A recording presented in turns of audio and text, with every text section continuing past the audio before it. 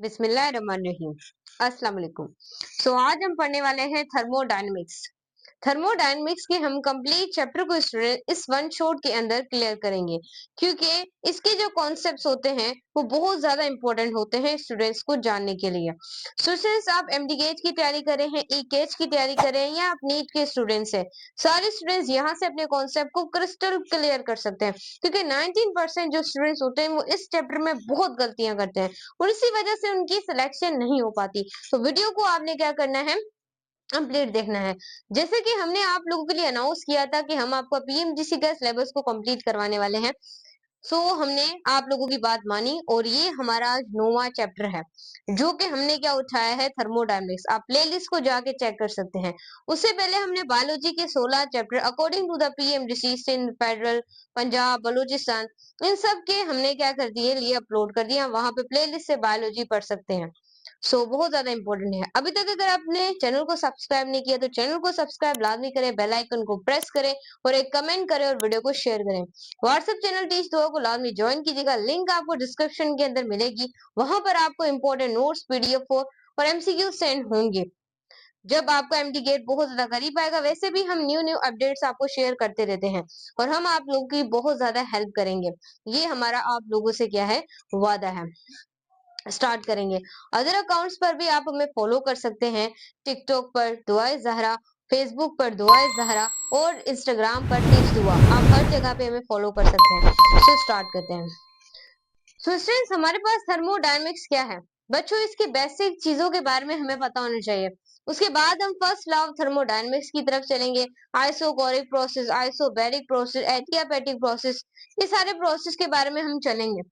लेकिन जब तक आपको बेसिक टर्म्स के बारे में, बेसिक वेरिएबल्स के बारे में पता नहीं होगा, तो फर्स्ट लॉ ऑफ थर्मोडायनेमिक्स पढ़ने में आपको कोई मजा नहीं आएगा और ना ही आपको सीपी और सीवी का कॉन्सेप्ट समझ आएगा। तो कंप्लीट अगर कॉन्सेप्ट्स को पढ़ना है तो चलें, इनके पहले बेसिक चीजों को हम यहाँ पर स्टडी कर लेते हैं। सबसे पहले हम थर्मोडायनेमिक्स की अगर शुरुआत करें अल्लाह के नाम से, तो यहाँ पर हम सबसे पहले स्टूडेंट्स लिखेंगे हीट क्या होती है। आपको थोड़ा सा कॉन्सेप्ट पता होना चाहिए हीट का। तो मैं यहाँ पर आप लोगों के लिए हीट का थोड़ा सा कॉन्सेप्ट लिखना चाहूंगी। बच्चों, हीट एक तरह की एनर्जी की फॉर्म होती है जो कि एक्सचेंज होती है किसी भी सिस्टम में से, किसी भी सिस्टम में से या किसी भी बॉडी में से एक्सचेंज हो जब टेम्परेचर में चेंज आए। बच्चों, जब तक टेम्परेचर में चेंज नहीं आएगा तब तक बच्चों आप लोगों की हीट ट्रांसफर नहीं होगी, एक्सचेंज नहीं होगी, एक्सचेंज नहीं होगी। कोई भी बाउंड्री, कोई भी सिस्टम होगा, भी सिस्टम या कोई भी बॉडी होगी, जब तक टेम्परेचर चेंज नहीं होगा तब तक आपकी वहां पर हीट प्रोड्यूस नहीं होगी। यहाँ पर डेफिनेशन पहले लिख लेते हैं, फिर आपको डायग्राम की हेल्प से मैं थोड़ा और समझा देती हूँ। यहाँ पर स्टूडेंट देखिएगा, हीट एक तरह की क्या होती है, इज द, आप लोग देखिए, it is the form, it लिखें तो बेस्ट रहेगा। इट इज, सॉरी मैं दोबारा से लिख लेती हूँ। It is the form of energy, ये एनर्जी की एक तरह की क्या है, फॉर्म है, जो कि एक्सचेंज होती है, जो कि एक्सचेंज होती है। याद रखिएगा, किसी भी सिस्टम में से या सराउंडिंग में से, किसी भी सिस्टम या फिर सराउंडिंग में क्या हो, एक्सचेंज हो।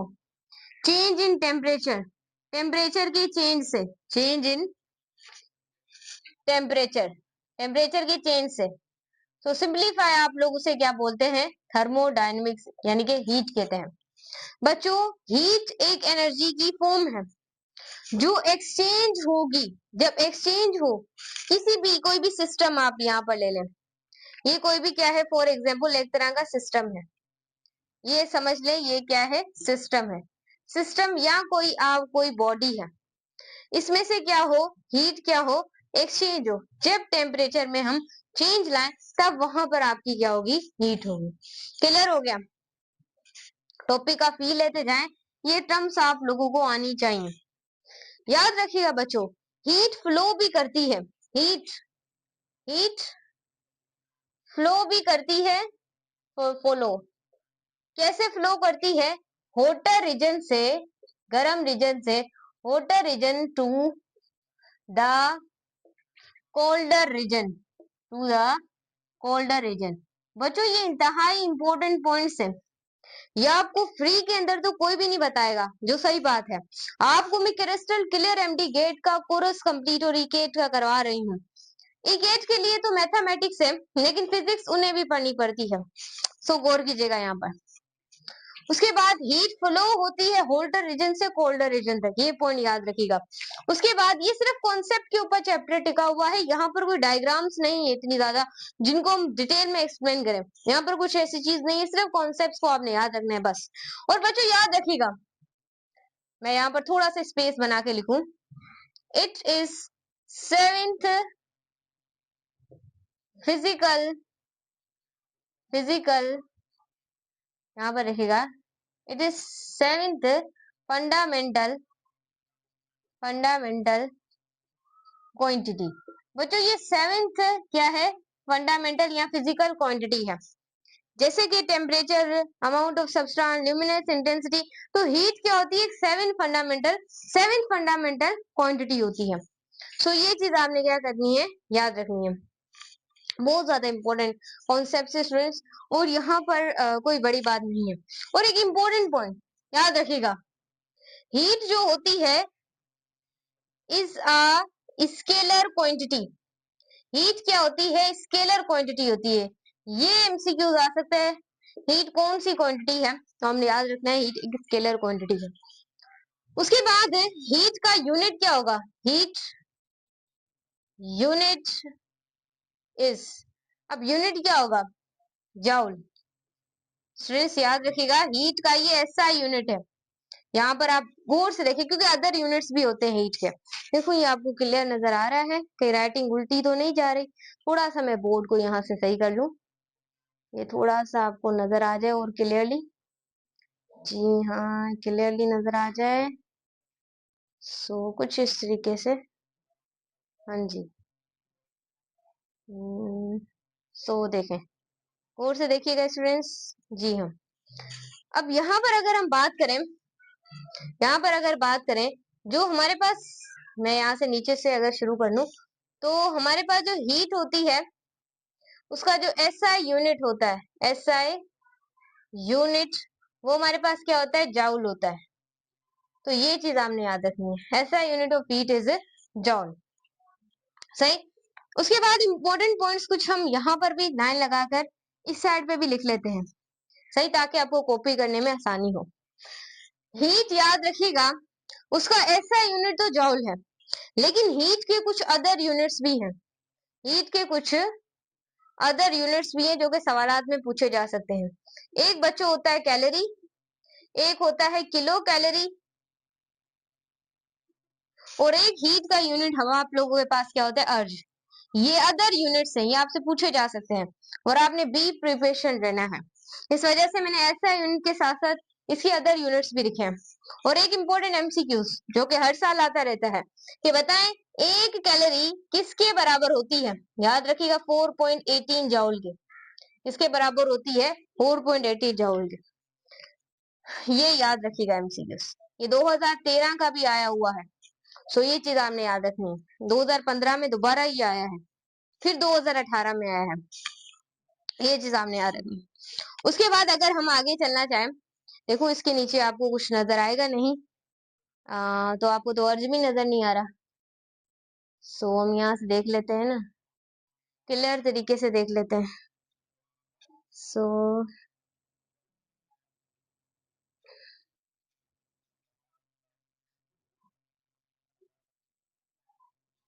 ये समझ लेना स्टूडेंट्स, आप लोगों के पास क्या है, अर्ज है, सही, ये चीज आपने याद रखनी है।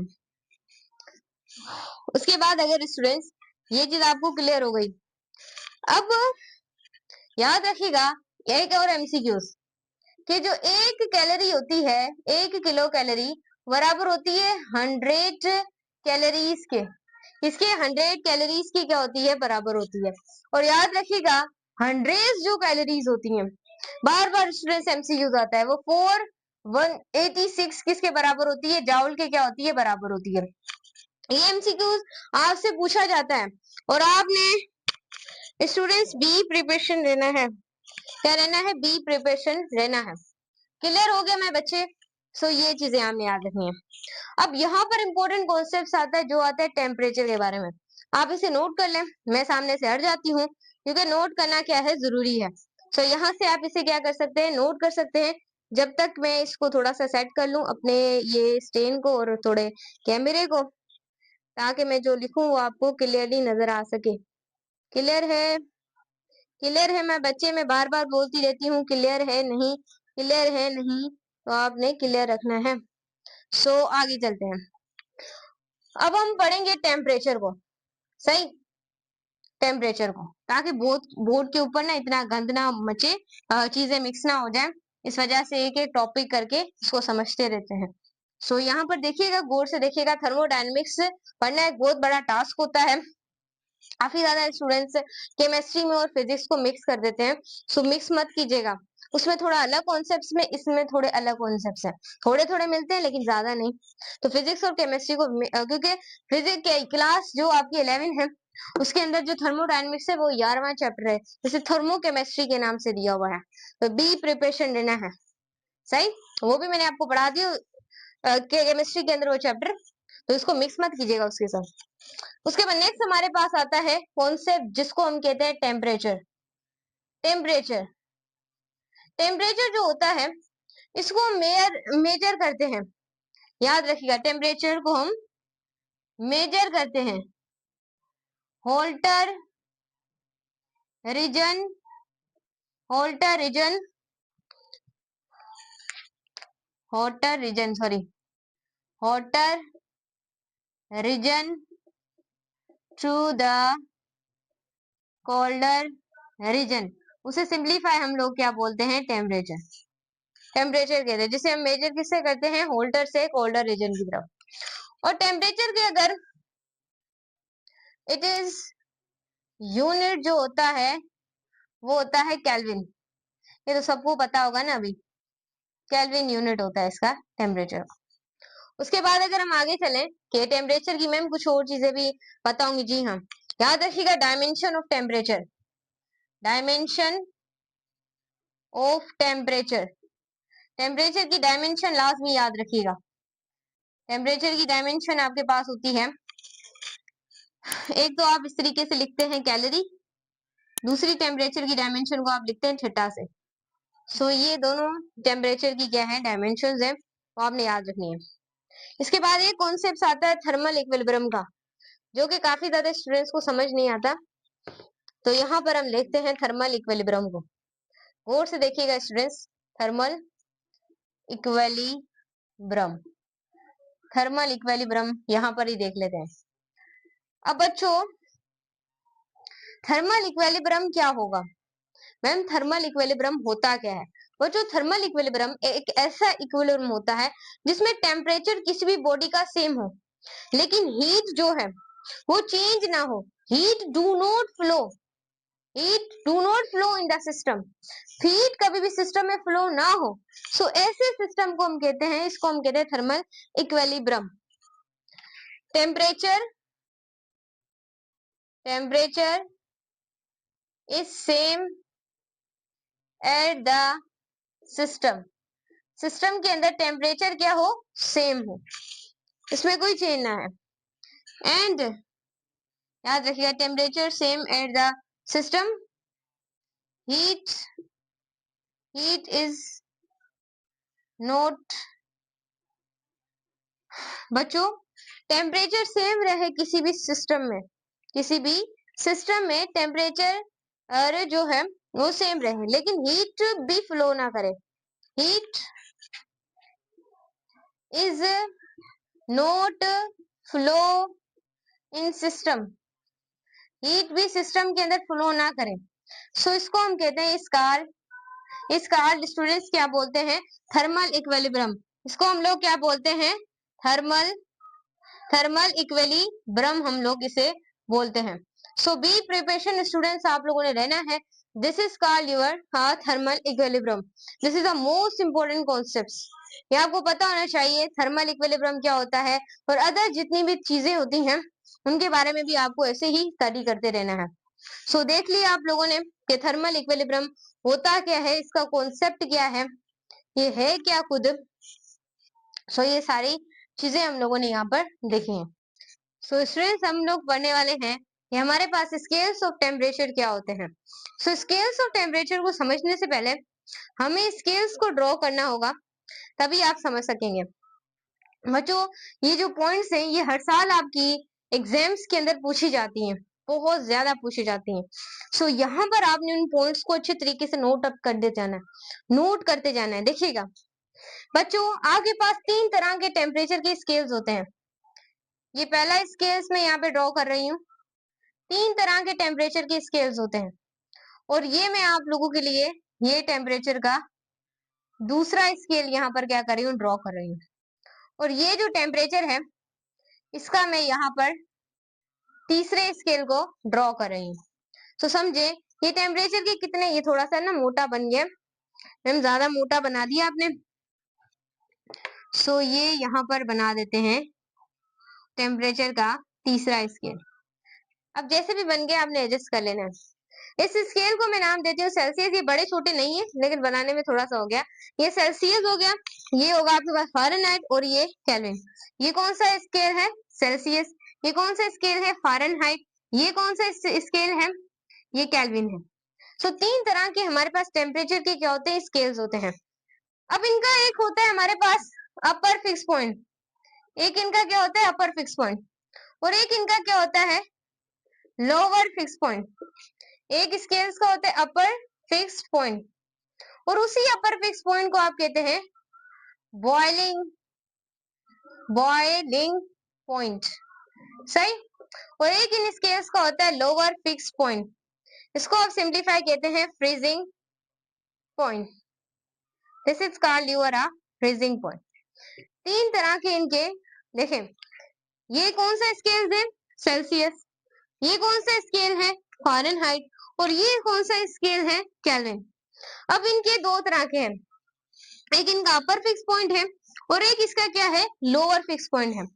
जो अपर फिक्स पॉइंट होता है वो बॉइलिंग पॉइंट होता है और जो लोअर फिक्स पॉइंट होता है वो क्या होता है, फ्रीजिंग पॉइंट। 2 तरह के इनके पॉइंट्स होते हैं, याद रखिएगा। Upper fix point of the Celsius आपसे पूछा जा सकता है एमसीक्यूज ऑफ द एमडी और ईके। देखें upper fix point boiling point of the Celsius क्या होगा, upper fix point of the boiling point Fahrenheit के लिए क्या होगा, upper fix point of the boiling point kelvin के लिए क्या होगा। इसकी वैल्यूज होती हैं जो कि याद करनी पड़ेंगी। उसके बाद lower fix point of the Celsius क्या होगा, lower fix point of Fahrenheit क्या होगा, lower fix point of kelvin क्या होगा। तो ये 3 तरह के स्केल्स आप लोगों को दिए जाएंगे और पूछा जाएगा ये है क्या। सो आप लोगों ने बी प्रिपरेशन रहना है, आप लोगों ने बी प्रिपरेशन रहना है। कैसे रहना है वो मैं अभी आपको बताती हूँ। सो देखते जाएं वीडियो को। अब स्टूडेंट देखें, कॉन्सेप्ट्स मुश्किल नहीं होते, स्टूडेंट्स बस बोलते रहते हैं कॉन्सेप्ट्स मुश्किल है, कॉन्सेप्ट बहुत आसान होता है। अब अगर सेल्सियस में बात करें upper fix point of water की, द बॉइलिंग पॉइंट वहां के पास कितना होता है 100 सेंटीग्रेड होता है। ये चीज आपने याद रखनी है। Upper fix boiling point of the Fahrenheit वहां के पास होता है 212 केल्विन, समझे। Upper fix of the boiling point of the boiling point तो वो होता है 373 केल्विन, समझे, समझ गए आप लोग, बिल्कुल। अब हम इसे भी डिस्कस करेंगे। Lower fix point of the freezing point of the scales of the temperature होता है 0 डिग्री सेंटीग्रेड, क्लियर है। और अगर हम केल्विन में बात करें तो होता है 30 सॉरी यहाँ पर आएगा Fahrenheit, this is your Fahrenheit. तो ये क्या है फ़ारेनहाइट। और केल्विन के अंदर जो आपका lower fix freezing point of the scales of the temperature वो आपके पास होता है 273 केल्विन। ये आपको कॉन्सेप्ट पता है। अब मैं आपको पॉइंट्स लिखवाऊंगी, जिसने इसको समझ लिया उनको पॉइंट्स याद करने की जरूरत नहीं पड़ेगी। जिनको ये समझ फिर भी नहीं आया, इतनी डिटेल में पढ़ाया, कभी कभी किसी को नहीं भी समझ आता, सो मैं समझ सकती हूँ। आपने टेंशन नहीं लेनी कि आप होशियार नहीं, आप होशियार बहुत ज्यादा है। तो यहाँ पर देखिए जैसे मेरे समझाने से स्टूडेंट्स को समझ आ जाता है। तो चले स्टूडेंट्स अब देखें ये पॉइंट्स आपको याद करनी पड़ेंगे। अगर हम सेल्सियस स्केल की बात करें तो उसका जो अपर फिक्स पॉइंट में जो होती है वैल्यू उसकी वो होती है 100 सेंटीग्रेड। 100 सेंटीग्रेड होती है ऑफ द सेल्सियस स्केल, जो कि सेल्सियस स्केल तो अपर फिक्स पॉइंट सेल्सियस में होता है 100 सेंटीग्रेड, 100 सेंटीग्रेड। ये वाली चीज आपने याद रखनी है, इंपॉर्टेंट चीजें हैं, बहुत ज्यादा इंपॉर्टेंट चीजें हैं। क्लियर है? और इसमें आपसे डिविजन्स भी पूछी जा सकती हैं कि टोटल नंबर ऑफ डिविजन्स क्या होती है सेल्सियस, क्योंकि हम सेल्सियस स्केल की बात करें अपर फिक्स पॉइंट उसका क्या होता है 100 डिग्री सेंटीग्रेड होता है। ये चीज आपने याद रखनी है। और इनके अंदर जो अगर हम बात करें टोटल नंबर ऑफ डिविजन्स की, वो कितनी होती है सेल्सियस के अंदर 100 होती है। ये एमसीक्यूज आपने याद रखनी है, कितनी होती है 100 होती है, समझ गए। और ऐसे ही अगर हम बात करें फ़ारेनहाइट स्केल की, तो यहाँ पर जो नंबर, यहाँ पर जो अपर फिक्स पॉइंट होता है, upper fix point, upper fix point, upper fix point में जो वैल्यू होती है वो कितनी होती है 212 फ़ारेनहाइट, 212 फ़ारेनहाइट। इसमें टोटल जो नंबर ऑफ डिविजन्स होती हैं वो कितनी होती हैं 118। ये चीज एमसीक्यूज याद, ये सारे एमसीक्यूज लिख रहे हैं। उसके बाद है केल्विन, जो स्केल होता है उसका जो अपर फिक्स पॉइंट होता है 373, 373 है ना, 0.15 केल्विन। केल्विन इसमें जो टोटल नंबर ऑफ डिविजन्स होती हैं वो कितनी होती है 100, कितनी होती है 100। क्लियर हुआ? हेलो माय बच्चे, क्लियर हुआ नहीं? सो यहाँ पर आपने देखना है, क्लियर हो गया। अब अगर ऐसा हो जाए कि जिसमें टेम्परेचर सेम हो, कोई कंडीशन ऐसी भी आ सकती है, एमसीक्यूज आपको कहीं से भी दिया जा सकता है। सो यहाँ पर इस चैनल पर आपकी सारी क्वेरीज क्लियर हो जाती हैं, आपको पता है। सो यहाँ पर आप लोगों ने देखना है कि इसमें एक एमसीक्यूज बन सकता है जो कि मुझे लगता है इस साल आ सकता है। तो यहाँ पर देखें, लगता है 19% चांसेस है 100 में से। देखें जो टेम्परेचर जो है, टेम्परेचर अगर सेम हो तो सेल्सियस और केल्विन वाई क्या होंगे, टेम्परेचर सेम हो। सो इनका एक फॉर्मूला होता है T2 is equal to T1, T2 is equal to T1 Celsius, उसके बाद T2 is equal to T1, या आप लोगों के पास क्या होता है केल्विन। सो आप सेल्सियस से केल्विन में जा सकते हैं, इसको इस साइड लाएंगे तो ये प्लस की हो जाएंगी, फिर ये केल्विन से सेल्सियस हो जाएगा। समझे आप लोग? ये चीज आपने क्या करनी है, याद रखनी है। अगर आपने सेल्सियस से फ़ारेनहाइट में जाना है, सो सेल्सियस से देखो आपको नजर आएगा नहीं, हाँ थोड़ा सा तो नजर आ सकता है बट ज्यादा नजर नहीं आ सकता, थोड़ा सा आ सकता है। यहाँ पर देखते हैं बच्चों, सेल्सियस से अगर फ़ारेनहाइट में जाना है तो F-32 डिवाइडेड बाय, आप लोग लिख सकते हैं यहाँ पर 9। सो ये हमारे पास क्या है सेल्सियस से फ़ारेनहाइट में जाने का फॉर्मूला। क्लियर हो गया आप लोगों को?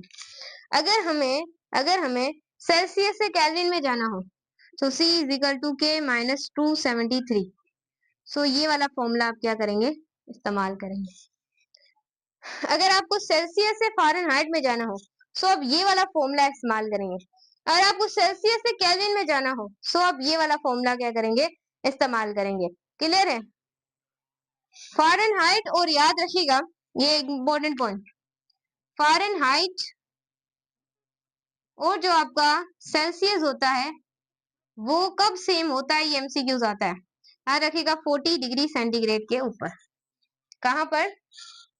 40 डिग्री सेंटीग्रेड के ऊपर।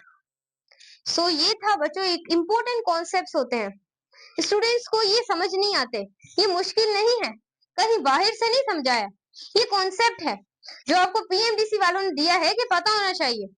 डिटेल में पढ़ाया आप लोगों को, वो भी एमडी गेट और ई गेट की वीडियो होने के बावजूद भी इतनी डिटेल आपको मैंने की है। ऐसे ही नहीं कि नहीं तो बस ये ऊपर ऊपर से चीजें बता देते हैं और एमसीक्यूज इसके बीच में और कॉन्सेप्ट में से आते हैं। इस वजह से फिजिक्स में सही सिक्योर नहीं कर सकते मार्क्स। अगर मेरे पास पढ़ रहे हैं तो लाइक और सब्सक्राइब और कमेंट लाजमी कीजिए, सपोर्ट करें और ग्रुप में वीडियो को शेयर करें। सो ये चीज आपको क्लियर हो गई है, आई होप क्लियर ही होगी ना, इतना तो आपको समझाया। देखिए सेल्सियस, फ़ारेनहाइट और केल्विन 3 टेम्परेचर के स्केल है। इसके अपर फिक्स पॉइंट की ये एमसीक्यूज आएगा, ये सारा मैंने लिखा हुआ है। इसको आप चेंज करके आप यहाँ पर लोअर फिक्स पॉइंट के लिए भी लिख सकते हैं। लोअर फिक्स पॉइंट में 0 सेंटीग्रेड पर नंबर ऑफ डिवीजन इसकी भी 100 होंगी, ये याद रखिएगा। और lower fix point of the freezing point जो फ़ारेनहाइट में होगा उसमें भी नंबर ऑफ डिवीजन बिल्कुल इसकी जितनी होगी 118 होगी। यानी कि आप बोले कि इसकी जो चेंजिंग है लोअर फिक्स पॉइंट में वो कुछ अलग तरीके से आएंगी, ऐसा नहीं होगा। इसके बाद ये जो स्केल है केल्विन, केल्विन इसमें जो नंबर ऑफ डिविजन होंगी वो कितनी आएंगी, 100 आएंगी। कितनी आएंगी, 100 आएंगी। ये कोई बाहर से चीजें नहीं है, दिस इज नो ये कोई बाहर से चीजें बिल्कुल भी नहीं है, ओनली एग्जिस्ट करती हैं कॉन्सेप्ट के ऊपर, only exist in the concept. इसके कॉन्सेप्ट क्लियर है उसे ये चीजें क्लियर है, इसके नहीं है तो उसे क्लियर होना नामुमकिन हो सकता है। बट मैंने आपको क्लियरली पढ़ा दिया, जिसने जीरो से फिजिक्स नहीं पढ़ी और एमडी गेट देना चाहते हैं वो क्लियर कर सकते हैं। सच में, सच में अगर आप ये वीडियोस देख रहे हैं तो आपको बहुत ज्यादा फायदा होगा। सो आई होप मैंने आपको हर एक चीज तरतीब से बताई है।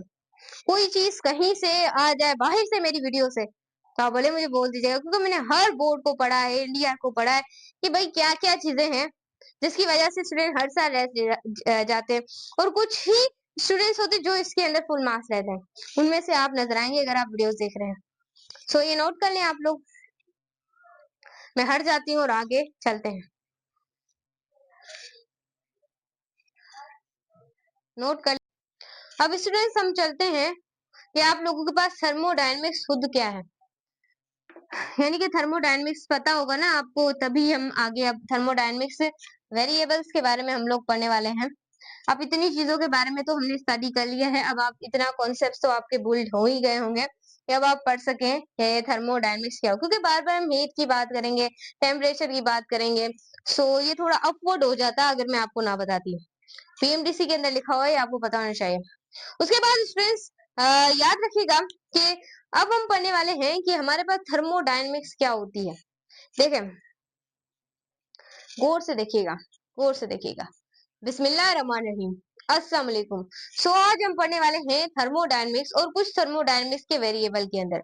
ये बहुत ज्यादा इंपॉर्टेंट टॉपिक है, ये बहुत ज्यादा क्वारीज स्टूडेंट्स के माइंड में होती हैं कि फर्स्ट लॉ ऑफ थर्मोडायनेमिक्स को पढ़ने से पहले हमें इसके कॉन्सेप्ट्स को स्टडी करना चाहिए। सो ये वो इंट्रोडक्शन वाली है हमारे पास इसकी वीडियो है, इसके अंदर ये चीजें हम कवर करें। आप एमडी गेट की तैयारी करे हैं, ई गेट की तैयारी करे हैं, आप नीट के स्टूडेंट्स हैं, सारे स्टूडेंट्स यहाँ से अपने कॉन्सेप्ट्स को हासिल कर सकते हैं। अभी तक अगर आप लोगों ने चैनल को सब्सक्राइब नहीं किया तो चैनल को सब्सक्राइब करें, बेल आइकन को प्रेस करें और एक लाइक और एक कमेंट तो लाजमी बनता है। टीच दुआ जो व्हाट्सएप चैनल है, लिंक आपको डिस्क्रिप्शन में मिल जाएगी, आपने उसको फॉलो करना है। वहां पर इंपोर्टेंट नोट्स, पीडीएफ, हर चीज आपको मिलती रहती है और एमसीक्यूज भी।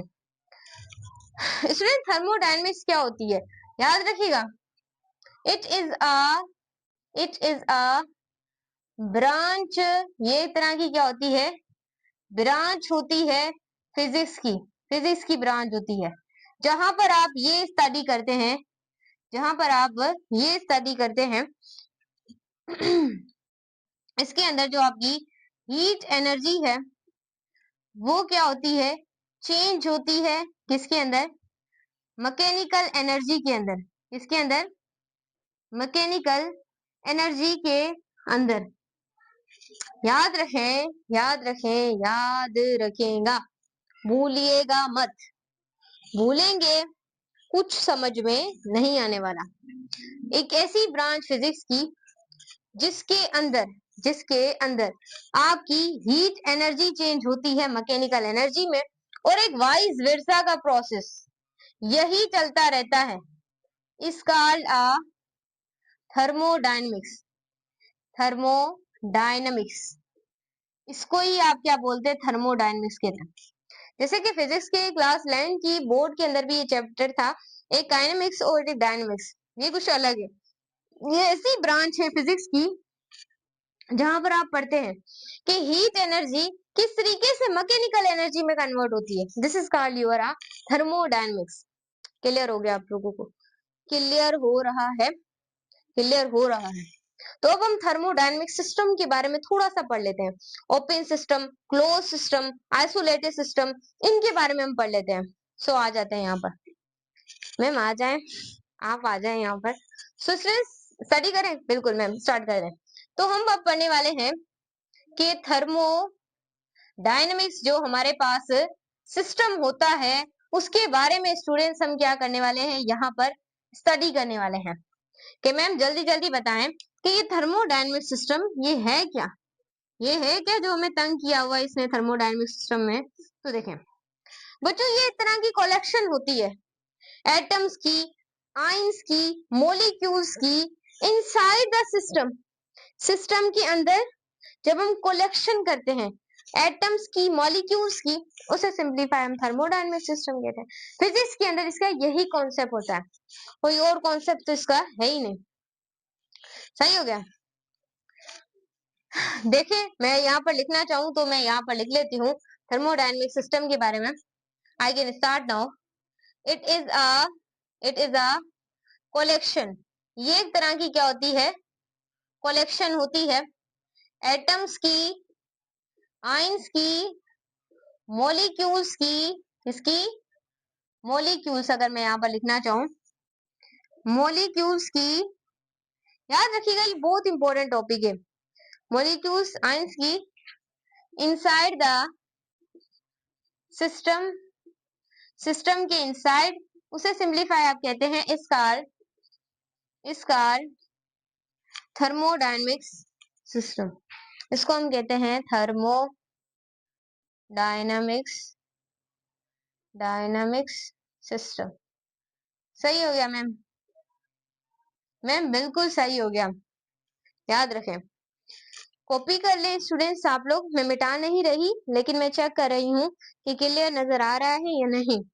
आई थिंक अब तो सारे स्टूडेंट्स को क्लियर नजर आ रहा होगा।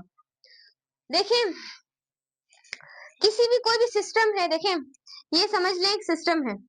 इसके अंदर हम आयंस, मॉलिक्यूल्स अगर बात करें या फिर एटम की बात करें, जब इन सब की कलेक्शन होती है, क्या होती है? कलेक्शन होती है। सो सिंपलीफाई वो एक थर्मोडायनेमिक सिस्टम है। क्या है मेरे बच्चे?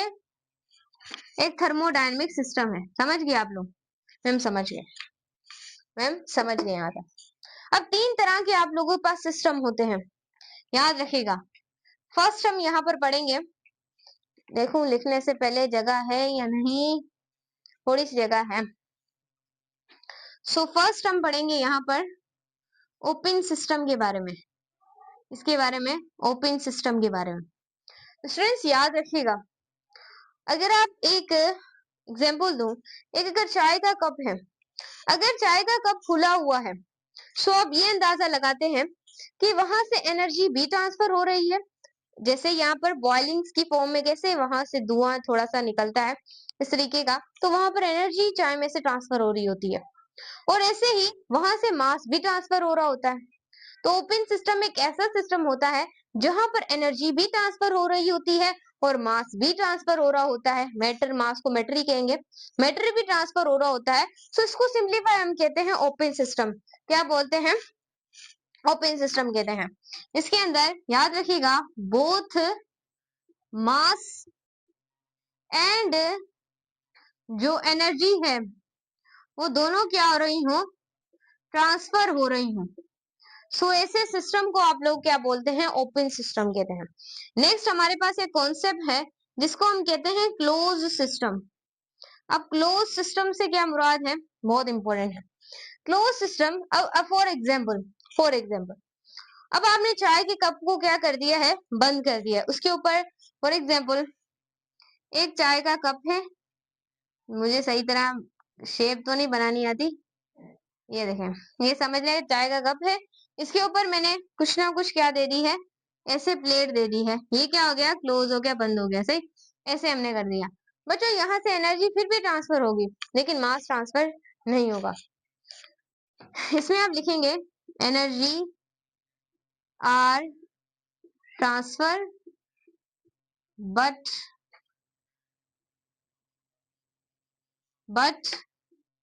mass not transfer। समझ गए आप लोग? सो यहाँ पर आपने देखना है। उसके बाद थर्ड जो आप लोगों के पास सिस्टम होता है वो होता है आइसोलेटेड सिस्टम। क्या आता है? Isolated system. अब आइसोलेटेड सिस्टम क्या होता है? आइसोलेटेड सिस्टम एक ऐसा सिस्टम होता है जिसके अंदर ना ही आपकी एनर्जी ट्रांसफर होती है और आइसोलेटेड सिस्टम में ना ही आपका मास ट्रांसफर होता है। ये दोनों चीजें इस सिस्टम के अंदर ट्रांसफर नहीं होती। सो आप यहाँ पर लिख सकते हैं do not transfer energy and mass. वैसे तो इसकी एग्जांपल दी जाती है फिजिक्स और केमिस्ट्री के अंदर। हम थर्मोस की एग्जांपल लेते हैं जिसके अंदर हम चाय या कोई भी चीज रखते हैं थर्मोस के अंदर। तो याद रखिएगा वहां से कहा जाता है ना मास ना एनर्जी दोनों ट्रांसफर। लेकिन दुनिया में ऐसा कोई सिस्टम है नहीं, लेकिन ज्यादातर कहा जाता है इसी को, यानी कि थर्मोस को कहा जाता है कि उसके अंदर चाय भी मास भी नहीं ट्रांसफर होता और एनर्जी, चाय गर्म नहीं होती और ठंडी नहीं होती जल्दी। सो ये एक कहा जाता है ये आइसोलेटेड प्रॉपरली दुनिया में अभी वजूद में तो नहीं आया, लेकिन हम यही पढ़ते हैं फिजिक्स के और केमिस्ट्री के अंदर। ये ओपन सिस्टम, ये क्लोज सिस्टम और दिस इज योर क्या है? Isolated system. सो ये तीन तरह के सिस्टम हमारे पास पाए जाते हैं। अब हम देखते हैं थर्मोडायनेमिक्स वेरिएबल्स के बारे में। सो यहाँ पर हम देख लेते हैं थर्मोडायनेमिक्स। यहाँ पर सिस्टम की जगह हम यहाँ पर लगा देते हैं वेरिएबल्स। सो इसको यहाँ से रिमूव कर देते हैं बिल्कुल। तो यहाँ पर स्टूडेंट्स कॉपी अच्छे तरीके से करनी है, कोई चीज मिस नहीं करनी है। सो यहाँ पर देखें, अब हम चलने वाले हैं कि हमारे पास थर्मोडायनेमिक्स वेरिएबल्स क्या होते हैं। इसको पढ़ना भी लाजमी होता है जब आप थर्मोडायनेमिक्स पढ़ते हैं। सो यहाँ पर देखें थर्मोडायनेमिक्स वेरिएबल्स। बच्चों जो आप लोगों के पास थर्मोडायनेमिक्स वेरिएबल्स होते हैं, याद रखिएगा वो जो हमारे पास होते हैं, एक हमारे पास जो वेरिएबल होता है वेरिएबल्स इस थर्मोडायनेमिक्स वो आप लोगों के पास होते हैं। एक होता है मास, एक होता है वॉल्यूम, एक होता है प्रेशर, एक होता है टेम्परेचर। याद रखिए ये सारे आ सकते हैं। एक होता है नंबर ऑफ मोल्स, उसे सिंप्लीफाई आप कहते हैं इसका। यही होते हैं क्या?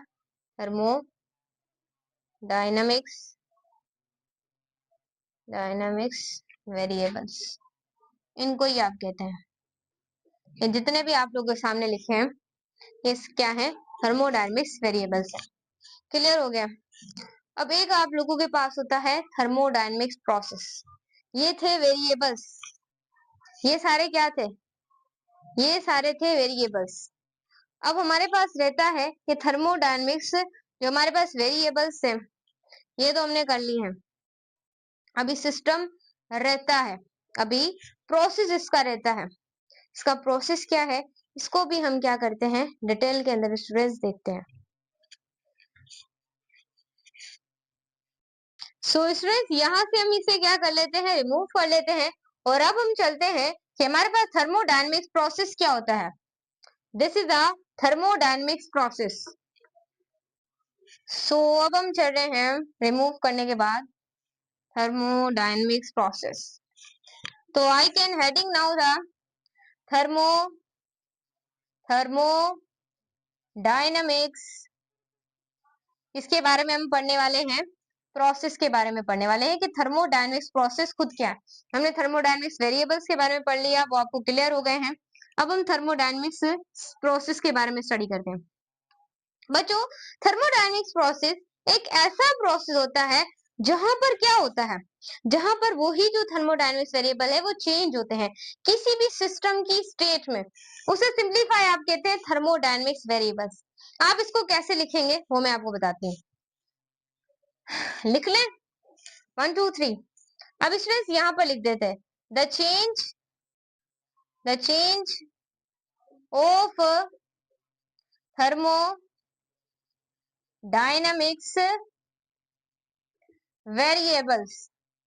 जब चेंज आए थर्मोडायनामिक्स वेरिएबल्स में, स्टेट ऑफ द सिस्टम, तो सिंप्लीफाई आप लोग उसे क्या बोलते हैं, थर्मोडायनामिक्स प्रोसेस कहते हैं। क्लियर हो गया? क्लियर हुआ या नहीं? क्लियर हुआ या फिर नहीं? अब आगे चलते हैं स्टूडेंट्स, हमारे पास एक प्रोसेस होता है, इसको आप कहते हैं इंडिकेटर डायग्राम। इंडिकेटर डायग्राम, इसके बारे में भी पढ़ना इंपॉर्टेंट होता है कि इंडिकेटर डायग्राम क्या होती है। बच्चों इंडिकेटर डायग्राम एक तरह की ग्राफिकल रिप्रेजेंटेशन होती है। ग्राफ की मदद से जब आप रिप्रेजेंट करते हैं स्टेट ऑफ अ गैसेस की स्टेट को, तो simplify this is called your indicator diagram. So अब यहाँ पर ये टर्म का आपको पता होना चाहिए, इसका एमसीक्यूज आता है। तो ये क्या होती है, ग्राफिकल रिप्रेजेंटेशन होती है, रिप्रेजेंटेशन होती है। कैसे आप लिखेंगे, ये ग्राफिकल रिप्रेजेंटेशन होती है between state of gas, this is called a indicator diagram. इसे ही तो हम कहते हैं, इसे ही तो हम कहते हैं, क्या कहते हैं, इंडिकेटर डायग्राम कहते हैं। क्लियर हो गया मैम जी? क्लियर हो गया बच्चों? मैं पिछली जो मैंने अभी रिमूव किया उसमें मैंने आपको एक कॉन्सेप्ट पढ़ाना था, तो कहीं मुझे भूल ना जाए, मैं पहले वो पढ़ा दूं। सो वो था सराउंडिंग। बच्चों ये बहुत इंपॉर्टेंट कॉन्सेप्ट है कि आपको सराउंडिंग के बारे में पता होना चाहिए। बच्चों सराउंडिंग सिस्टम के बाहर जितनी भी चीजें हैं, एनीथिंग सराउंडिंग द सिस्टम, कोई भी सिस्टम है, समझे, ये एक तरह का क्या है, सिस्टम है। This is your system. System के सराउंडिंग में जितनी भी चीजें हैं, ये देखें, ये सिस्टम है। अब इस सिस्टम के सराउंडिंग में जितनी भी चीजें हैं वो आपकी क्या है, सराउंडिंग है। समझे? तो यहाँ पे लिख भी सकते हैं surrounding system, surrounding outside the system, उसे सिंप्लीफाई आप लोग कहते हैं सराउंडिंग। यानी कि सिस्टम के आउटसाइड जो भी चीजें हैं वो आपकी सराउंडिंग ही है, कोई बाहर वाली चीज नहीं। क्लियर हो गया? बस यही कॉन्सेप्ट था जो आपको बताना था, ताकि आपको पता चल सके सराउंडिंग क्या होती है फिजिक्स के अकॉर्डिंग। सो ये भी हमने क्लियर कर लिया। जी हाँ मैम, आप हमें इसके बारे में कुछ और बताना चाहती हैं? तो देखो आपको ये इंडिकेटर डायग्राम का कॉन्सेप्ट नहीं मिटना चाहिए, ये बच्चों याद रखिएगा, इस वजह से मैंने ये टर्म यहाँ पर लिखी है, ग्राफिकल रिप्रेजेंटेशन। देखो नजर आ रहा है नहीं? तो नजर आ रहा है, बिल्कुल क्लियर नजर आ रहा है। जी हाँ।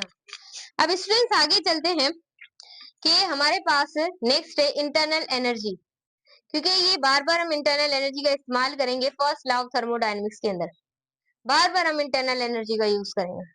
सो इंटरनल एनर्जी के कॉन्सेप्ट्स आप लोगों को क्लियर होने चाहिए।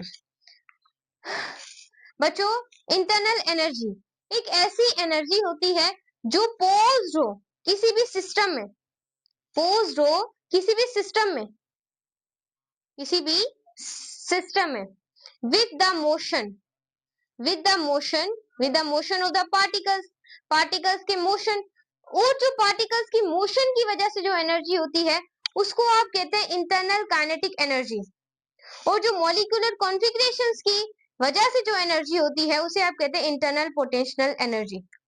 क्लियर है? उसे सिंप्लीफाई आप कहते हैं इंटरनल एनर्जी। और इंटरनल एनर्जी की दूसरी डेफिनेशन भी है, ये सम होती है, इंटरनल काइनेटिक एनर्जी और इंटरनल पोटेंशियल एनर्जी का सम होती है। आप डेफिनेशन ऐसे भी लिख सकते हैं। इसकी दो डेफिनेशन है जो कि हर टीचर एक ही बताता है, जो मैंने पहले वाली बताई और जो दूसरे वाली बताई वो वाली, पहले वाली नहीं बताता। सो पहले वाली लिखते हैं फिर दूसरे वाली, ताकि जिस भी तरह का सवाल आए आप उसे हल कर सकें। लिखिए यहाँ पर इंटरनल एनर्जी वो एनर्जी जो कि पोज्ड होती है इन सिस्टम, यहाँ पर देखें इन सिस्टम इन सिस्टम, उसके बाद हम लिखे हैं विद द मोशन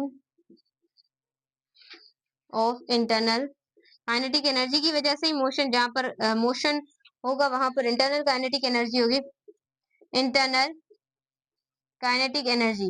इसको आप शो करते हैं, यहाँ पर देखिएगा, बहुत आसान है स्टूडेंट। इसको आप शो करते हैं यू के से शो करते हैं। सही हो गया। नेक्स्ट हमारे पास है, नेक्स्ट नहीं और एंड दूसरी एनर्जी भी है, क्योंकि इंटरनल एनर्जी दोनों का ही सम होता है, सही बात जो है। एंड मोलिक्यूलर कॉन्फ़िगरेशन की वजह से जो एनर्जी होती है, मोलिक्यूलर कॉन्फ़िगरेशन की वजह से जो एनर्जी होती है वो होती है इंटरनल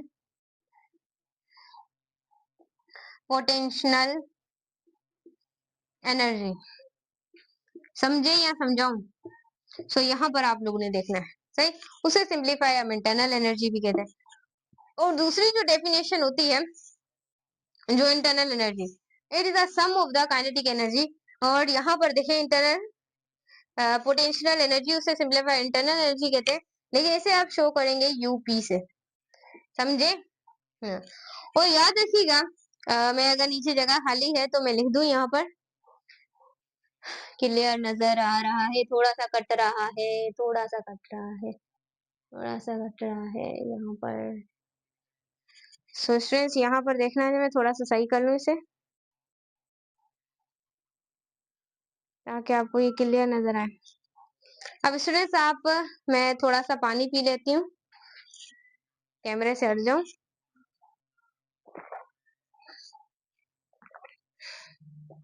सो स्टूडेंट्स यहाँ पर आप लोगों ने देखना है कि मैं आ चुकी हूँ कैमरे में। सो स्टूडेंट ये आपको क्लियर हो गया। और अब ये इसकी डेफिनेशन ये भी लिख सकते हैं कि ये सम होता है काइनेटिक और पोटेंशियल का। सो देखें यहाँ पर, ये है internal energy, it is the sum of the kinetic energy U K plus U P. So ये हमारे पास क्या है, इसका फॉर्मूला है। सो इसे आप क्या कर लें, नोट कर लें। सही हो गया? सही हो गया या नहीं मुझे बताना चाहिए आप लोगों को। तो this is your, this is your, this is your internal energy. हमने पढ़ा थर्मोडायनेमिक्स प्रोसेस, इंडिकेटर डायग्राम, और उसके बाद हम लोगों ने स्टूडेंट्स अभी अभी डिस्कस किया है किसके बारे में, इंटरनल एनर्जी के बारे में डिस्कस किया है।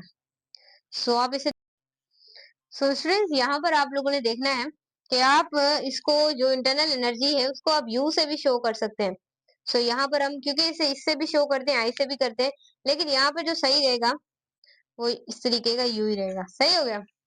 इसको देखना।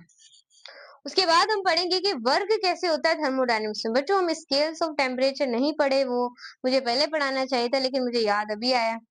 हम सीधा थर्मोडायनेमिक्स, तो चले उसको भी पढ़ेंगे, लेकिन उससे पहले हम पढ़े कि वर्क कैसे होता है किसके ऊपर, थर्मोडायनेमिक्स के ऊपर वर्क कैसे होता है। सो इसे देखते हैं। तो यहाँ पर गौर से देखना है आप लोगों ने।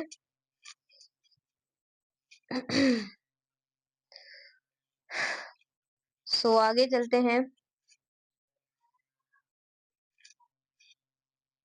तो चले चले चले मेरे बच्चे, आगे चलते हैं। अब स्टूडेंट्स यहाँ पर आप लोगों ने पढ़ना है थर्मोडायनेमिक्स के ऊपर, थर्मोडायनेमिक्स के ऊपर, या आप सिंप्लीफाई, आप इसे ऐसे लिखते हैं, simplify work in thermodynamics. Thermodynamics के ऊपर हम वर्क कैसे करवाएं। सही हो गया? तो यहाँ पर देखें, समझे आप लोग या समझाऊं? समझे या समझाऊं? तो यहाँ पर देखें वर्क कैसे होता है थर्मोडायनेमिक्स के ऊपर। अब बच्चों ये एक तरह का कोई भी कंटेनर है और ये भी एक तरह का क्या है, कंटेनर है। इन दोनों के ऊपर क्या अटैच है, एक पिस्टन अटैच है। सही, ये क्या है, कोई ना कोई बीकर कह सकते हैं, कंटेनर कह सकते हैं, कुछ भी कह लें। इनके ऊपर क्या अटैच है, पिस्टन अटैच है। इसका कोई ना कोई वॉल्यूम होगा और इसमें उसको कुछ ना कुछ हम हीट क्या कर रहे होंगे, प्रोवाइड कर रहे होंगे हीट।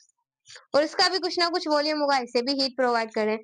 तो इनिशियल जो कंडीशन होगी, इनिशियल जो कंडीशन हो, हम उसके ऊपर वर्क डन करवाएंगे तभी तो ये पिस्टन मूव करेगा।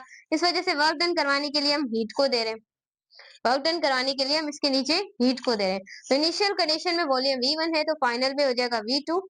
सही, और इधर भी हम क्या देंगे, हीट दे रहे होंगे कुछ ना कुछ, और इंटरनल एनर्जी होगी, पार्टिकल्स मूव करेंगे, काइनेटिक एनर्जी, पोटेंशियल एनर्जी, ये कॉन्सेप्ट तो मैं आपको बता चुकी हूँ।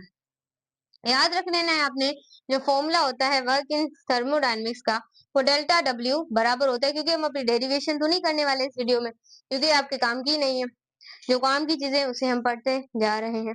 तो डेल्टा क्यू बराबर होता है पी डेल्टा वी के। तो ये फॉर्मूला होता है चेंज इन वर्क डन, जब हम वर्क डन होता है तो थर्मोडायनेमिक्स में ये वाला फॉर्मूला लगाते हैं। अब इसको आप और भी एक्सपेंड करके लिख सकते हैं, डेल्टा डब्ल्यू बराबर होता है पी, यहाँ पर आप लोग लिख सकते हैं V2 माइनस V1। सही, ये चीज आपने याद रखनी है। तो ये भी फॉर्मूला आप इस्तेमाल कर सकते हैं। अब कुछ कंडीशन है जो कि आप लोगों को पढ़नी पड़ेंगी, तो मैं आपको बता देती हूँ कि जब जब वर्क जो है वो पॉजिटिव होगा, वर्क जब पॉजिटिव होगा तो याद रखिएगा पिस्टन जो है, आपका जो कंटेनर है या जो सिस्टम है, वो क्या होगा, एक्सपेंड होगा। जब कोई भी सिस्टम आपको एमसीक्यूज में कहा जाए एक्सपेंड हो रहा है, तो वहां वर्क डन पॉजिटिव होगा। और जो वर्क है वो नेगेटिव कहां पर होगा, जब जो सिस्टम है, यहाँ पर मैं लिखूं, जब जो सिस्टम है वो क्या रहा हो, कॉन्ट्रैक्ट हो रहा हो। सही, तो वर्क डन वहां पर आपका क्या होगा, नेगेटिव होगा। इतना क्लियर हो गया आप लोगों को। देखें, मैं आपको क्या बता रही हूँ, ये दो कंटेनर थे। सही, इन दो कंटेनर में पहले हमने हीट दी, तो उसका जो वॉल्यूम था वो V1 था।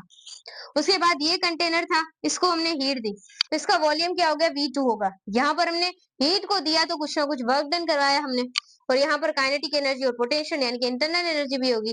तो चेंज इन वर्क डन बराबर होता है P डेल्टा V के, P the pressure, delta V equal to change in volume. तो वो तब आप देखें, वॉल्यूम में चेंज आया, वॉल्यूम में चेंज आया, तो वॉल्यूम में चेंज आया किसकी वजह से, वर्क डन करवाया। तो ये वाले फॉर्मूले आप लिख सकते हैं। वर्क डन पॉजिटिव तब होगा जब सिस्टम एक्सपेंड होगा, वर्क डन नेगेटिव कब होगा, जब सिस्टम कॉन्ट्रैक्ट होगा। अब आगे चलते हैं फर्स्ट लॉ ऑफ थर्मोडायनेमिक्स की तरफ, लेकिन उससे पहले हम स्केल्स ऑफ टेम्परेचर को भी पढ़ेंगे। कॉपी कर लें आप, नोट कर लें आप। बिस्मिल्लाहिर्रहमानिर्रहीम, अस्सलाम वालेकुम। सो आज हम पढ़ने वाले हैं फर्स्ट लॉ ऑफ थर्मोडायनेमिक्स को। बहुत इंपॉर्टेंट लॉ है, जो कि हर जो एग्जाम्स होते हैं, हर टेस्ट में ये पूछा जाता है। भले आप एमडीगेट की तैयारी करें, ईकेज के, नीट के स्टूडेंट्स हैं या क्लास 12 बोर्ड्स के स्टूडेंट हैं, सारे स्टूडेंट्स लॉ को इजीली क्या कर सकते हैं, क्लियर कर सकते हैं। और जितनी भी क्वारीज होंगी वो इस वीडियोस में आपको क्लियर हो जाएंगी। और हर कोई जब नाम लेगा फर्स्ट लॉ ऑफ थर्मोडायनेमिक्स का, आप क्लियरली उसे एक्सप्लेन कर पाएंगे। अभी तक अगर आप लोगों ने चैनल को सब्सक्राइब नहीं किया, तो चैनल को लाजमी सब्सक्राइब करें, बेल आइकन को प्रेस करें, ताकि आने वाली हर वीडियो आप लोगों को कभी भी मिस ना हो सके। स्टार्ट करेंगे, लेकिन व्हाट्सएप चैनल टीच दो को ज्वाइन कीजिएगा, लिंक आपको डिस्क्रिप्शन के अंदर मिल जाएगा। वहां पर इंपोर्टेंट नोट्स, पीडीएफ और एमसीक्यूज आपको सेंड होते रहते हैं। जितने ज्यादा बच्चे उस ग्रुप में ऐड होते जाएंगे, उतना ज्यादा आप लोगों को क्या होते जाएगा, चैनल है सॉरी, वो बहुत ज्यादा फायदा होता जाएगा कि फ्यूचर में आप अच्छे मार्क्स को सिक्योर कर पाएंगे। और अभी से उसे फॉलो कर लें, बहुत ज्यादा इंपॉर्टेंट है। और हमारे जितने भी अदर्स अकाउंट है, टिकटॉक दुआ जहरा के नाम से, फेसबुक दुआ जहरा, और उसके बाद हमारा है इंस्टाग्राम पे टीच दुआ, आप इसे सब वहां पर फॉलो कर सकते हैं। अगर मैं टिकटॉक पे जवाब ना दे पाऊँ तो आप इंस्टा से पूछ सकते हैं, अदर अकाउंट से, क्योंकि वहां पर कभी कभी मैं ज्यादा एक्टिव होती हूँ। सो यहाँ पर हम पढ़ने वाले हैं। सो स्टडी करते हैं, let's get start. So heading डाल लेते हैं, फर्स्ट लॉ ऑफ थर्मोडायनामिक्स। आज हम फर्स्ट लॉ को पढ़ने वाले हैं थर्मोडायनामिक्स के, first law of the thermodynamics. So students हम पढ़ने वाले हैं कि हमारे पास फर्स्ट लॉ ऑफ थर्मोडायनामिक्स क्या होता है। सो चलिए इसको देखते हैं। फर्स्ट लॉ जो थर्मोडायनेमिक्स है वो आपको ये कहता है कि जो आप लोगों के पास जो हीट होती है वो कन्वर्ट जब होती है अदर फॉर्म्स ऑफ एनर्जी में, तो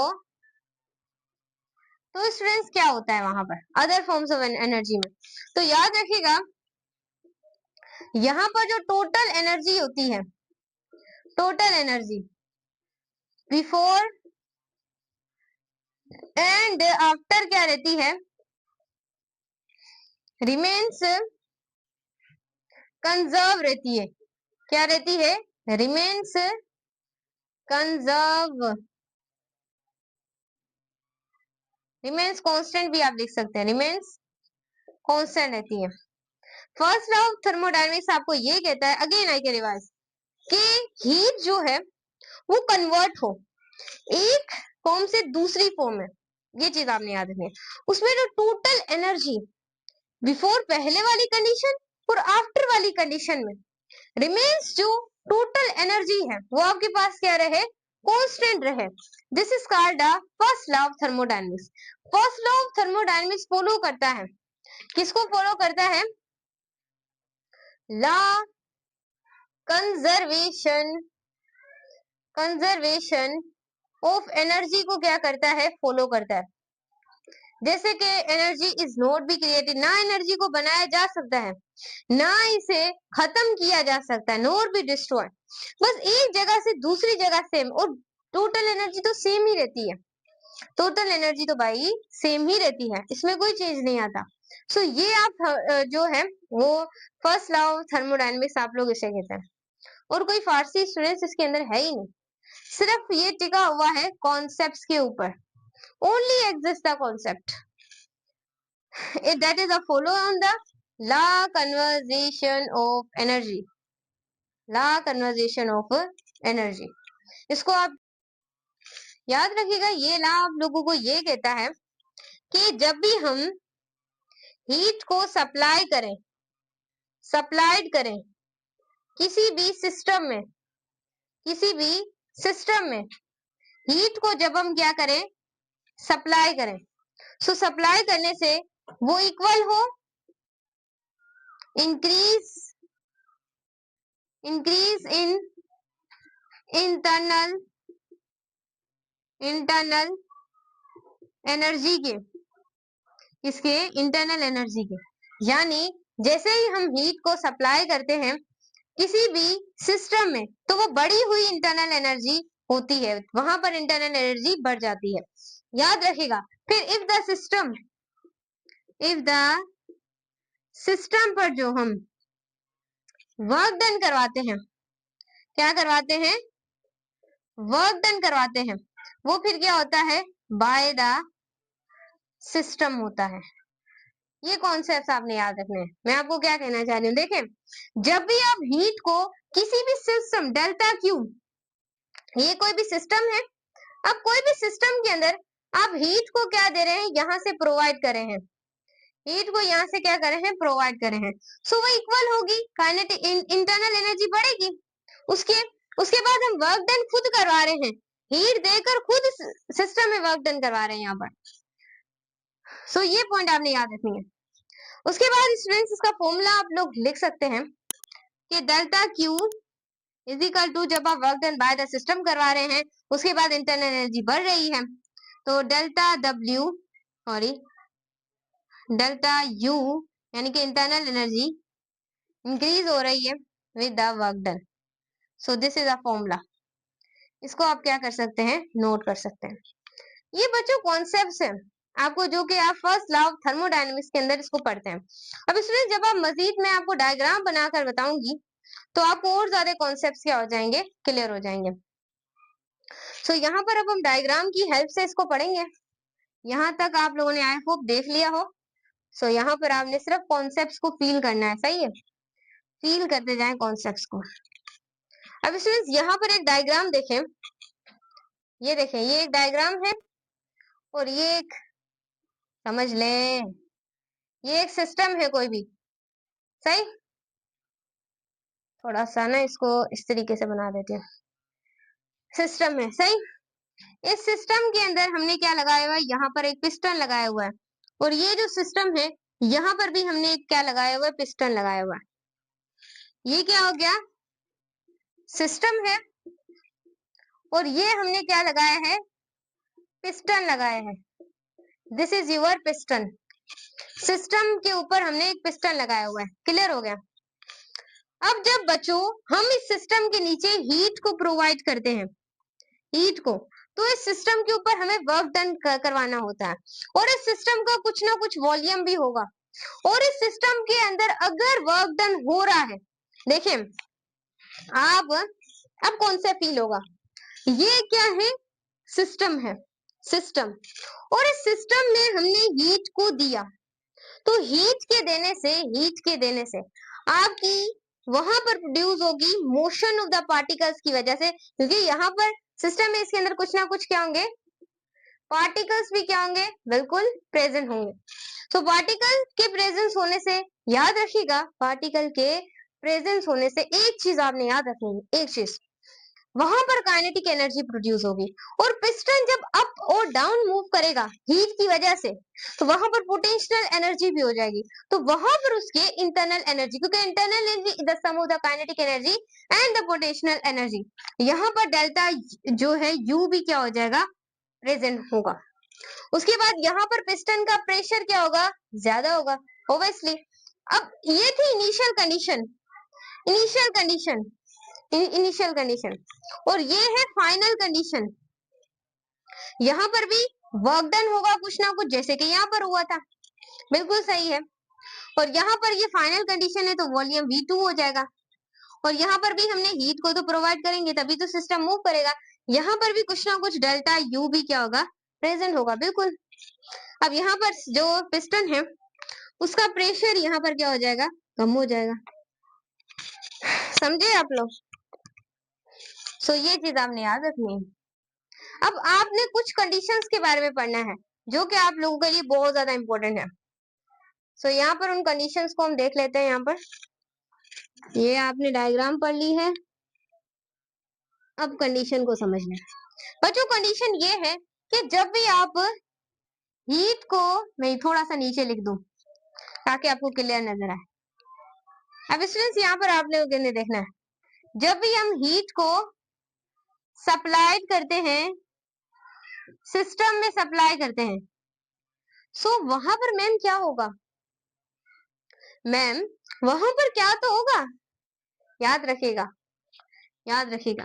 तो हम कहते हैं हीट को जैसे ही किसी सिस्टम के अंदर हमने सप्लाई किया, तो याद रखिएगा किसी ना किसी चीज से सप्लाई किया होगा, क्योंकि हीट वहां पर क्या हो रही है, सप्लाई हो रही है, बिल्कुल सप्लाई हो रही है, फॉर्म ऑफ कहते हैं किसी भी सिस्टम के अंदर।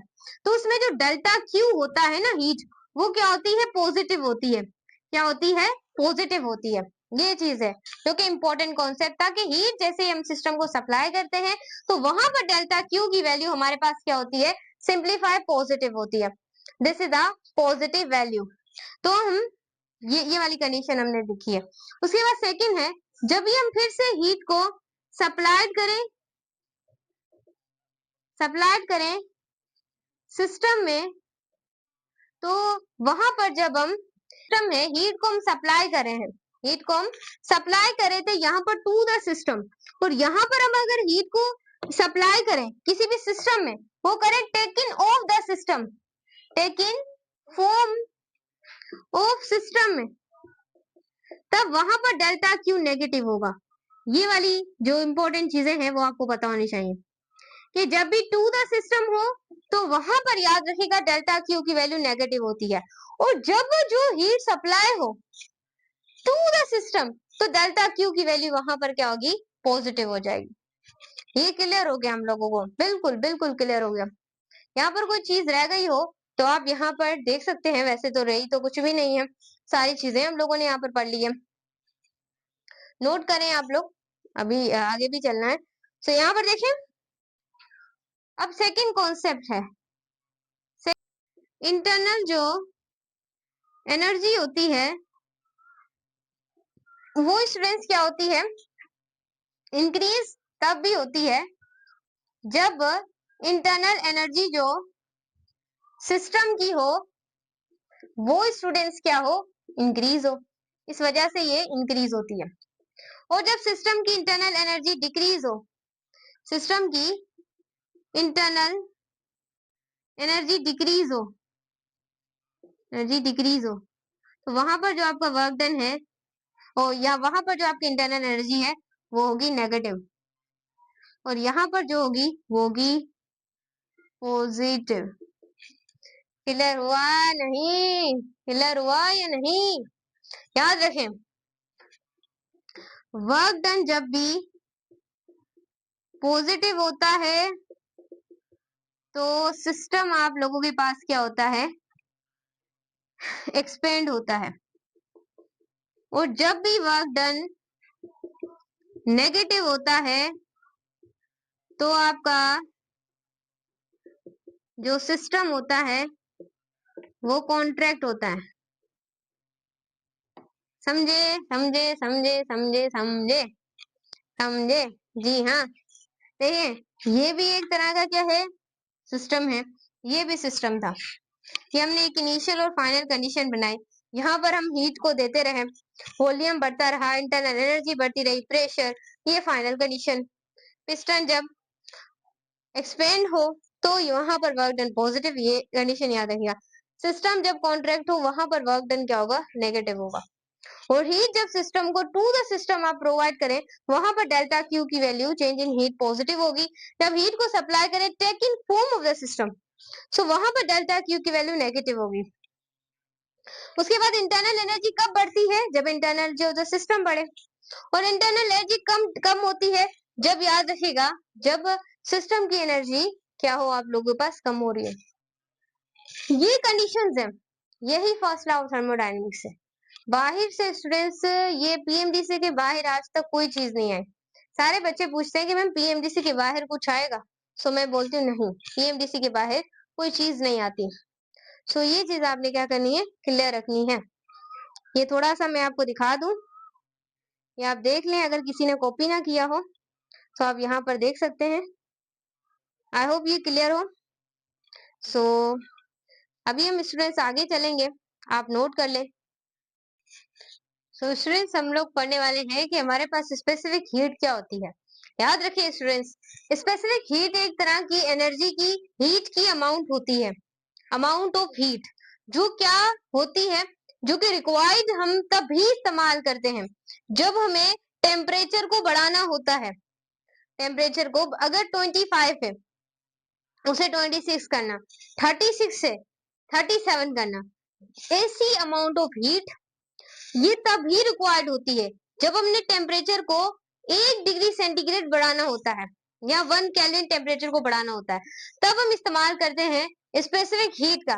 जब भी हमें किसी टेम्परेचर को, अगर 25 सेंटीग्रेड है उसे हमने करना है 26 सेंटीग्रेड, या 36 सेंटीग्रेड है उसे 37 सेंटीग्रेड करना है, तो वहां पर इस्तेमाल करते हैं स्पेसिफिक हीट को।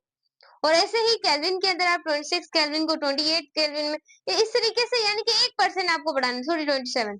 सो ये वाली चीज को आप कहते हैं स्पेसिफिक हीट। क्लियर है? उसके बाद ऐसा यूनिट क्या होता है स्पेसिफिक हीट का।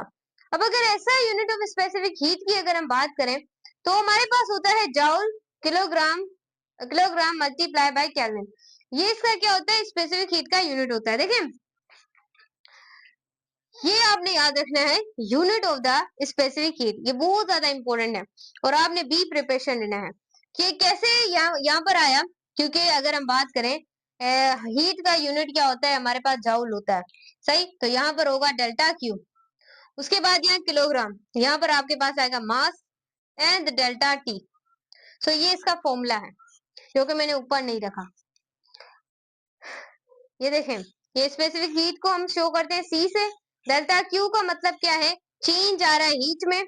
ये मास है, ये हमारे पास क्या है, टेम्परेचर में चेंज आ रहा है। सो हम स्पेसिफिक, क्योंकि हम टेम्परेचर को चेंज कर रहे हैं, बढ़ा रहे हैं, सो इस वजह से इसका हीट का जो यूनिट होता है वो होता है जाउल, मास का किलोग्राम और टेम्परेचर का होता है केल्विन। इस वजह से इसका ऐसा यूनिट हमने कुछ इस तरीके से लिखा है। उसके बाद है प्रैक्टिकल यूनिट क्या है। अब कुछ प्रैक्टिकल अदर यूनिट देखिए, ऐसा यूनिट आपको हर किसी चीज का पता होना चाहिए। ऐसा unit is must be determined. ऐसा यूनिट हर चीज का पता होना चाहिए। ये मैं आपको बताती हूँ हर बार। प्रैक्टिकल यूनिट्स पर ऐसा यूनिट आपको पता ही होने चाहिए। उसके बाद है प्रैक्टिकल यूनिट्स। स्पेसिफिक हीट के प्रैक्टिकल यूनिट्स क्या है? Kilo calorie, gram and centigrade, ये इसके अदर प्रैक्टिकल यूनिट्स है।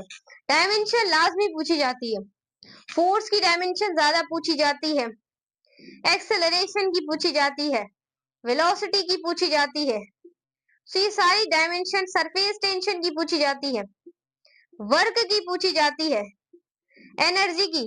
देखिए आपसे सवाल आएगा कि वर्क और एनर्जी की डायमेंशन सेम, पूछा जा सकता है कौन सी क्वांटिटीज है जिनकी डायमेंशन सेम। वर्क और एनर्जी की डायमेंशन सेम ही होती है, ml2 t-2।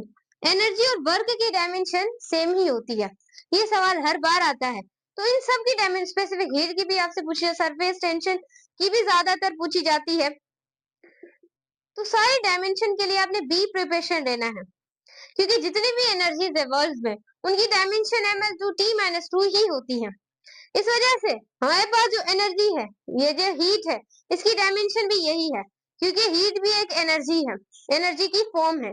इस वजह से हर एनर्जी की जो डायमेंशन होती है वो होती है ml2 एंड t-2। क्लियर हो गया?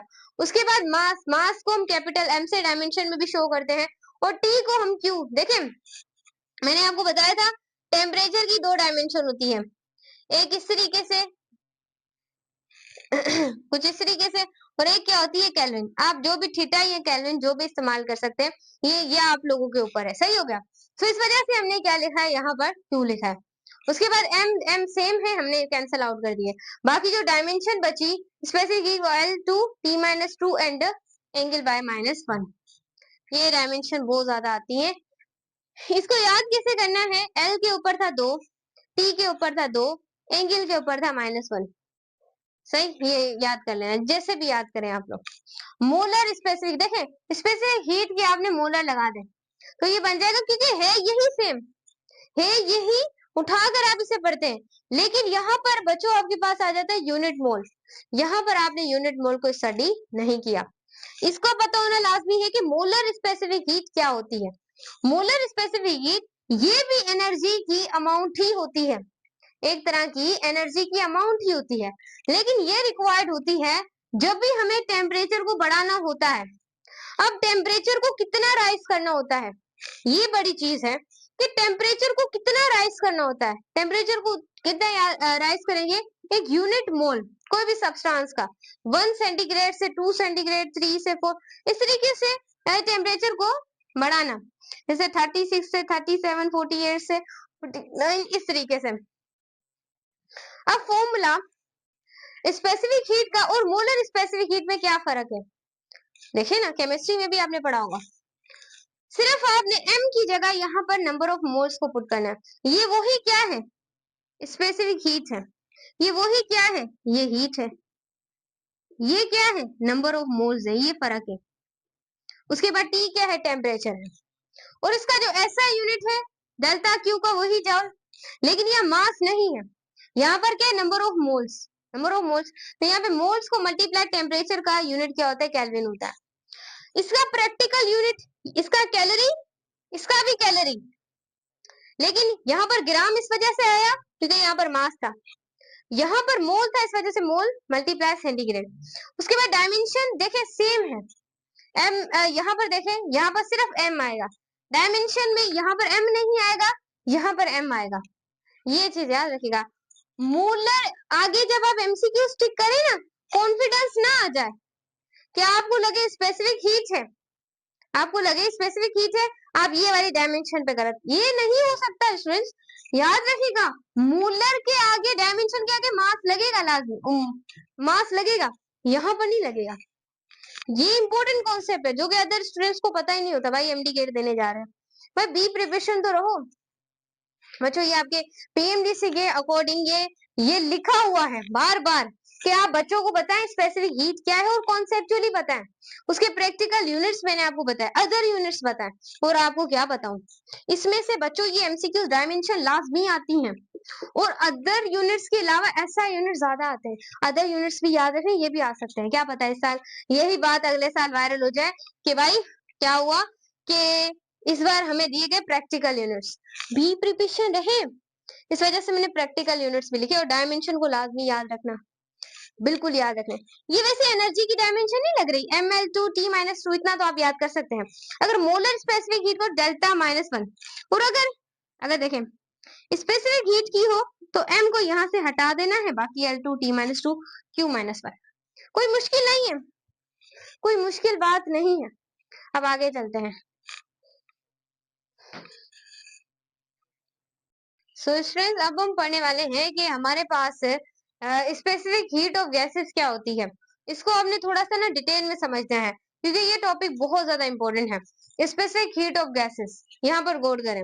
स्पेसिफिक हीट जो गैसेस है, अगर हम कोई भी टेम्परेचर है गैस का उसे इंक्रीज कर दें, वो इंक्रीज हो जाए, जब भी हम याद रखेगा, याद रखना है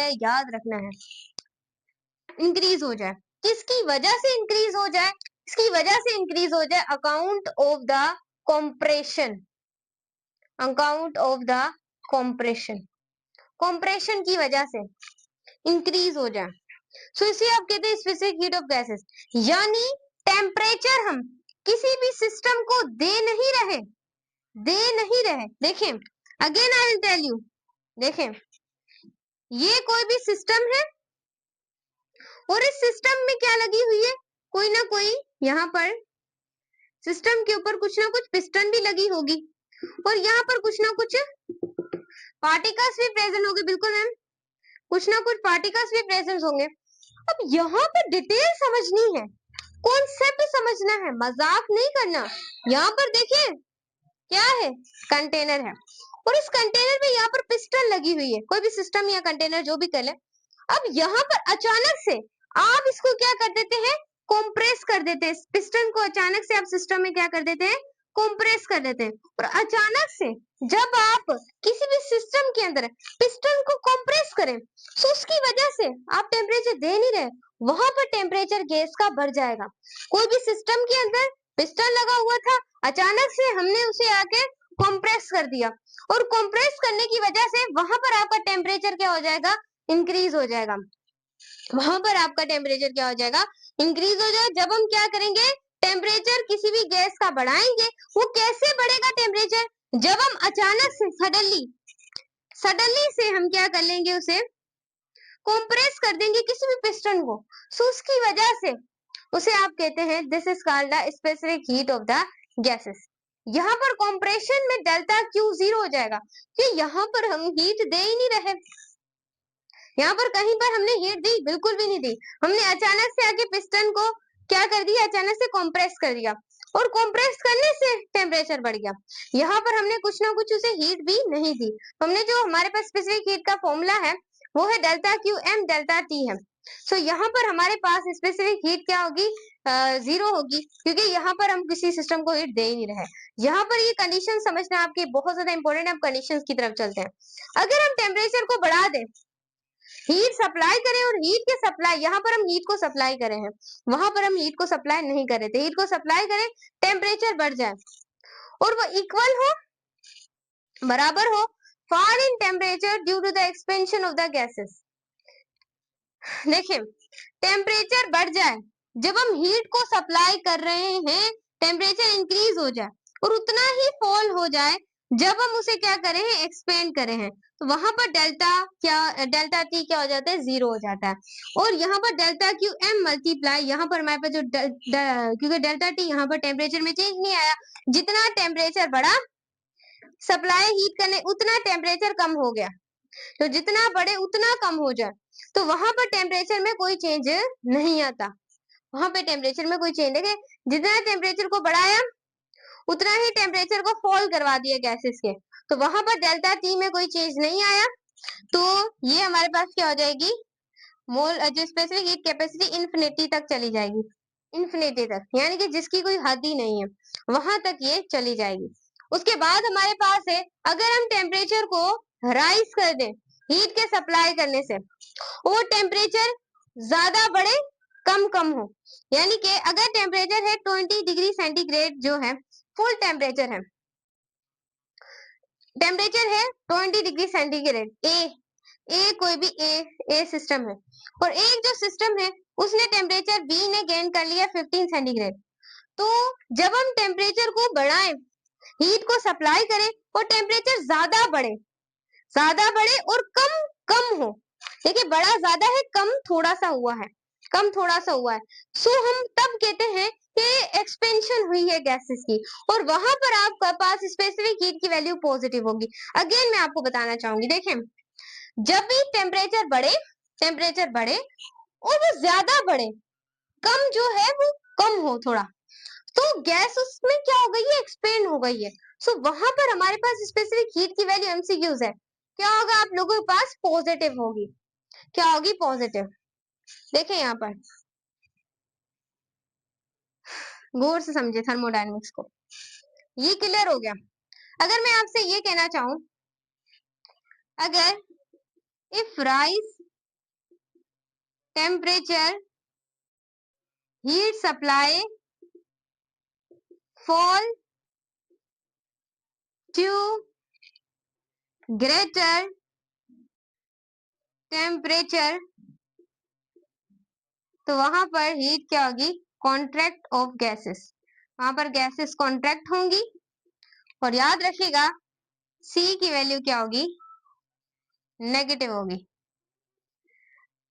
ये एक कंडीशन, ये दूसरी है, यहाँ पर भी टेम्परेचर हम हीट को सप्लाई करें लेकिन कम ज्यादा हो रहा है, कम जो है वो बहुत ज्यादा कम हो रहा है, कम हो रहा है, और बढ़ रहा बहुत कम है, बढ़ रहा इतना नहीं है जितना कम हो रहा है, सो वहां पर गैसेस कॉन्ट्रैक्ट होंगी और स्पेसिफिक हीट ऑफ गैसेस की वैल्यू क्या होगी, नेगेटिव होगी।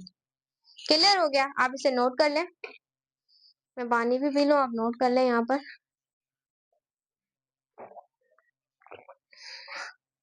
अभी स्टूडेंट्स एक कॉन्सेप्ट है आप लोगों के पास, उसको भी पढ़ेंगे, सीपी एंड सो स्टूडेंट्स अब हम पढ़ने वाले हैं कि हमारे पास सीपी और सीवी क्या होता है।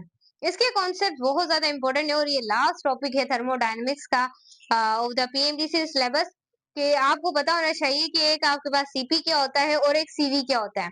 बच्चों सीपी की अगर मैं फुल फॉर्म लिखना चाहूँ और मैं सीवी की लिखना चाहूँ तो मैं यहाँ पर लिखूंगी, देखें सीपी को आप कहते हैं मोलर स्पेसिफिक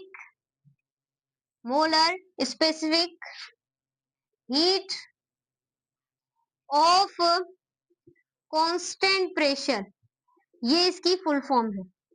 क्लियर हो गया।